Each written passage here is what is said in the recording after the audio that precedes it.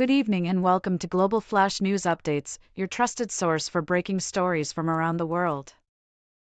Tonight, we bring you urgent developments unfolding right now. Japan Airlines is beginning a major test of humanoid robots at Tokyo's Haneda airport, marking one of the aviation industry's most ambitious moves toward automation. Starting this month, the airline will deploy human-shaped robots to assist with physically demanding ground operations, including moving baggage and loading cargo containers. Company officials say the robots are designed to work alongside employees, not fully replace them. Japan Airlines says the project is aimed at addressing labor shortages and reducing physical strain on workers as Japan faces an aging population and a growing tourism industry.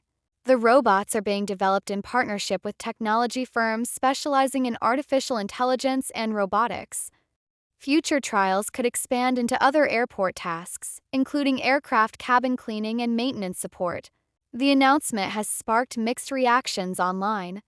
Supporters see the technology as a practical solution to workforce shortages, while critics worry automation could eventually reduce human jobs in the airline industry.